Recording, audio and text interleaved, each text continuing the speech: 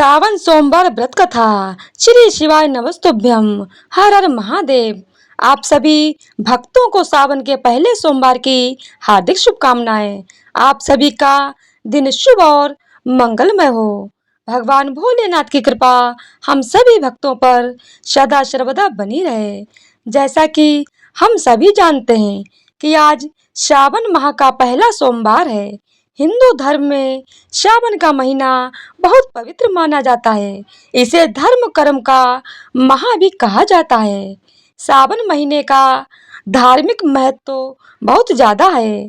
12 महीनों में से श्रावण का महीना विशेष पहचान रखता है। इस दौरान व्रत दान व पूजा पाठ करना अति उत्तम माना जाता है।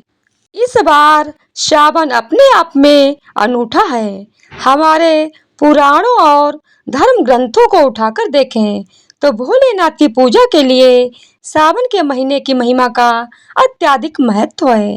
इस महीने में ही देवी पार्वती ने भगवान शिव की घोर तपस्या की थी और शिव जी ने उन्हें दर्शन भी इसी माह में दिए थे। तब से भक्तों का विश्वास है कि इस महीने में शिव जी की तपस्या और पूजा पाठ करने से शिव जी जल्द प्रसन्न होते हैं और जीवन सफल बनाते हैं।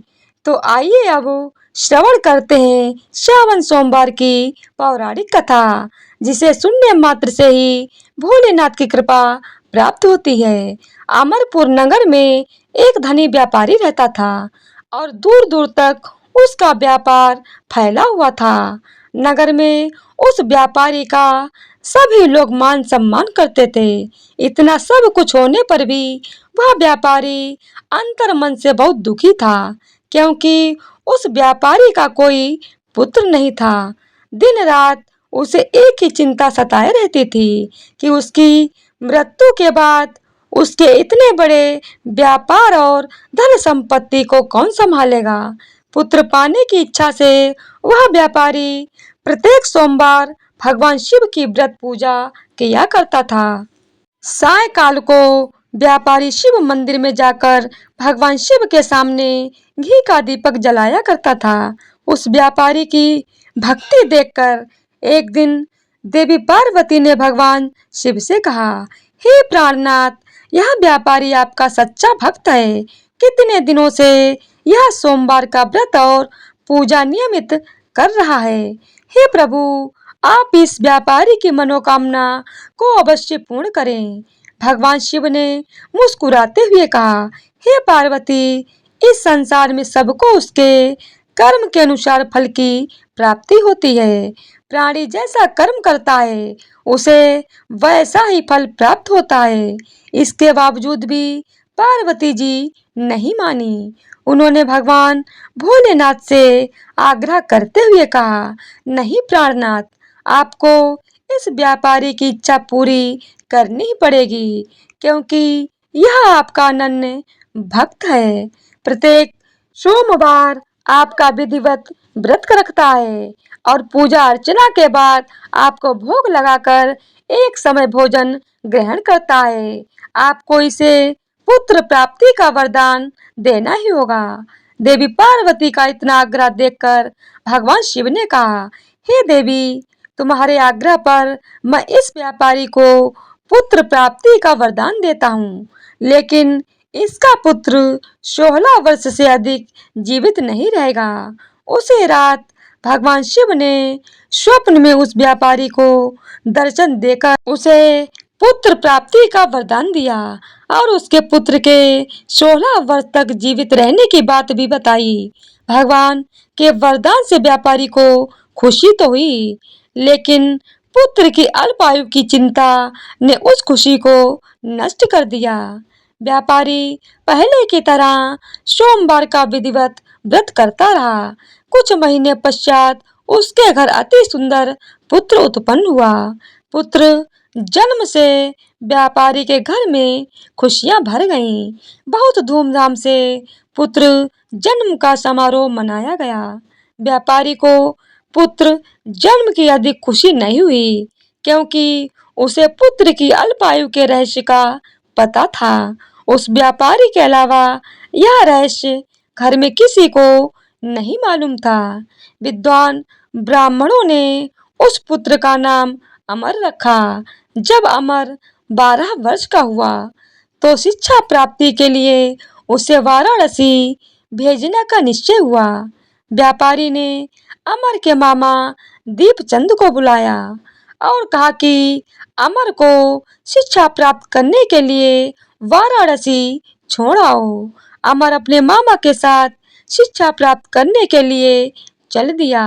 रास्ते में जहाँ भी अमर और दीपचंद रात्रि विश्राम के लिए ठहरते, वहीं यज्ञ करते और ब्राह्मणों को भोजन कराते थे।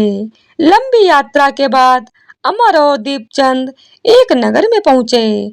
उस नगर के राजा की कन्या के विवाह की खुशी में पूरे नगर को सजाया गया था। निश्चित समय पर बारात आ गई, लेकिन वर का पिता अपने बेटे के एक आंख से काने होने के कारण बहुत चिंतित था। उसे इस बात का भय सता रहा था कि राजा को इस बारे में पता चल गया तो कहीं वह विवाह से इनकार न कर दें और इससे उसकी बदनामी होगी। वर के पिता ने अमर को देखा तो उसके मस्तिष्क में एक विचार आया। उसने सोचा, क्यों न इस लड़के को दूल्हा बनाकर राजकुमारी से विवाह करा दूं। विवाह के बाद इसको धन देकर विदा कर दूंगा और राजकुमारी को अपने नगर में ले जाऊंगा। वर के पिता ने इसी संबंध में अमर और दीपचंद से बात की। दीपचंद ने धन मिलने के लालच में वर के पिता की बात स्वीकार कर ली। अमर को दूल्हे के वस्त्र पहनाकर राजकुमारी चंद्रिका से विवाह करा दिया गया। राजा ने बहुत सा धन देकर राजकुमारी को विदा किया।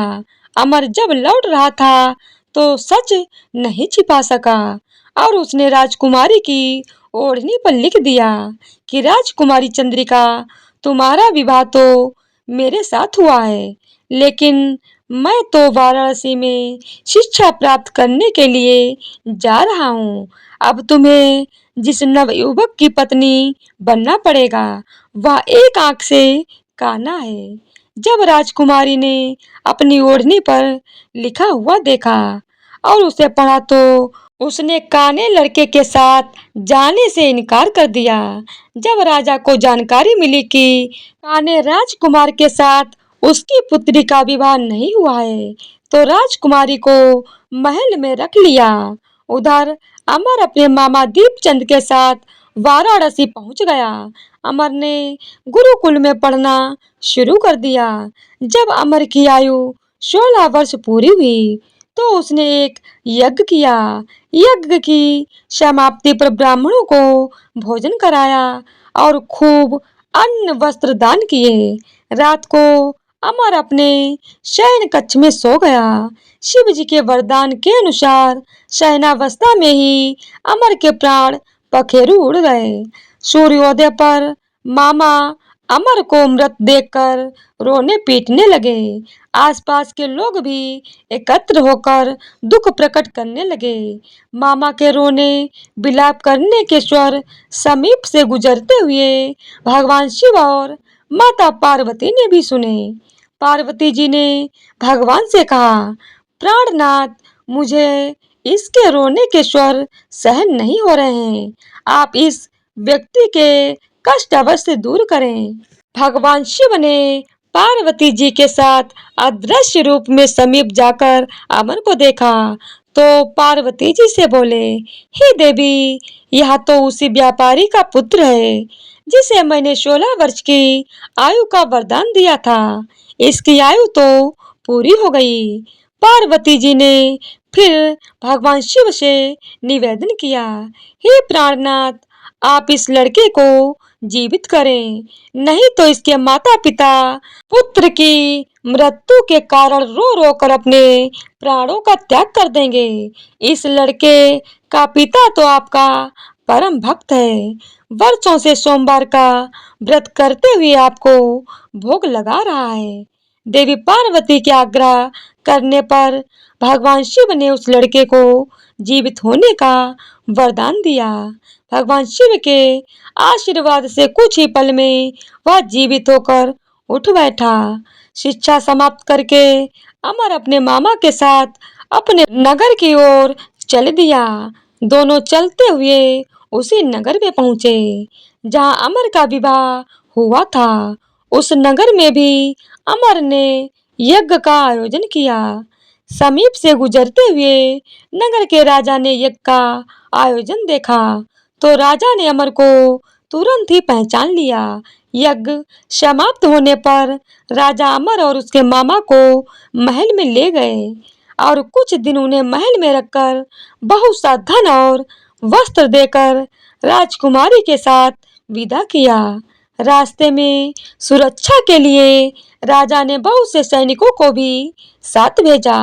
दीपचंद नगर में पहुंचते ही एक दूत को घर भेजकर अपने आगमन की सूचना भेजी।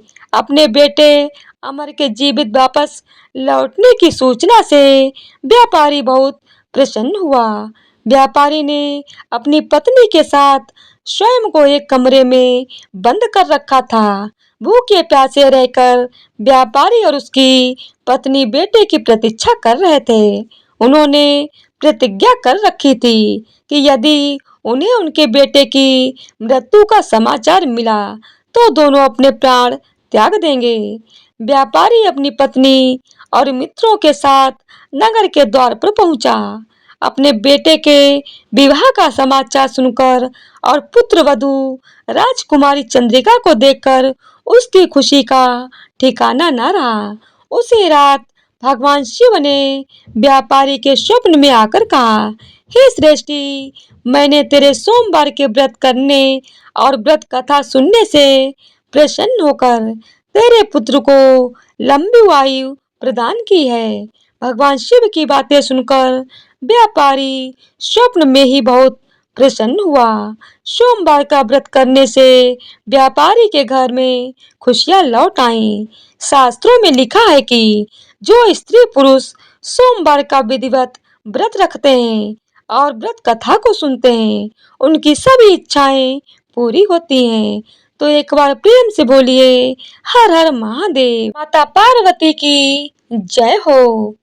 तो आज की वीडियो अगर आप लोगों को पसंद आई हो तो वीडियो को लाइक, शेयर और चैनल को सब्सक्राइब कर दीजिएगा और कमेंट बॉक्स में हर हर महादेव जरूर लिखिएगा।